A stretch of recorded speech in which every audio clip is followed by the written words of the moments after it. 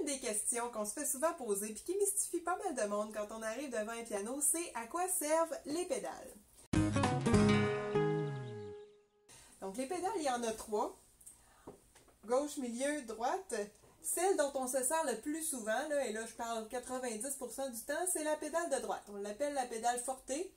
Et ce qu'elle fait, c'est que sur les cordes, dans le piano, il y a toute une rangée d'étouffoirs.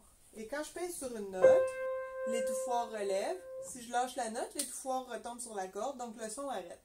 La pédale, elle, qu'est-ce qu'elle fait? C'est qu'elle relève toute la rangée d'étouffoirs, ce qui fait que là, il ne retombe jamais sur les cordes et le son peut résonner plus longtemps sans que j'ai besoin de continuer de tenir. Et là, je lâche la pédale, l'étouffoir retombe sur la corde et le son arrête. Ça, c'est pour la pédale forte.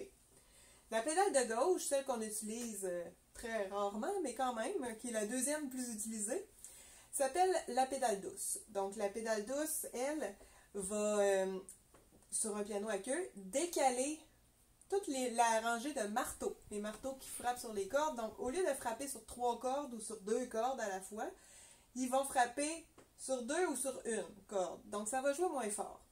On va faire un petit test ici. Je vais vous jouer une petite mélodie sans la pédale douce et une petite mélodie avec la pédale douce. Donc,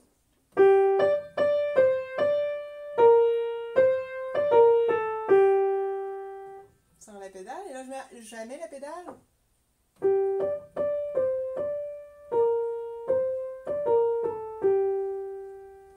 Donc, on a entendu, il y a eu quand même une bonne différence de volume.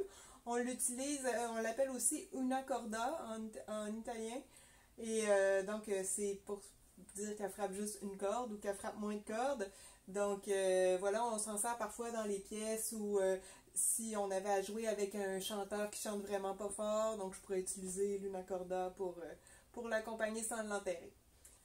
La pédale du milieu, elle est un peu particulière.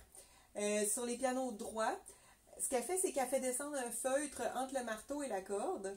Et là, le marteau ne frappe plus la corde qui est là, il frappe le feutre et ça fait un son beaucoup, beaucoup moins fort. On l'appelle aussi la pédale d'appartement des fois. Puis le but, c'est vraiment juste d'assourdir le son le plus possible pour éviter de déranger les gens pendant votre pratique. Mais sur un piano à queue, c'est quand même un feature intéressant qu'on n'utilise pas souvent, là, mais qui est le fun à connaître. Donc le principe, c'est que les notes qui vont être, qui sont déjà enfoncées quand je mets la pédale.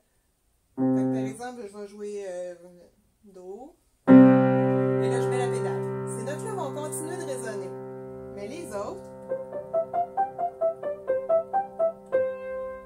ne résonnent pas. Je suis capable de jouer staccato, je suis capable de jouer détaché les autres notes. Mais on entend encore les premières notes. Et là, je relâche la pédale. Et voilà, le son est terminé.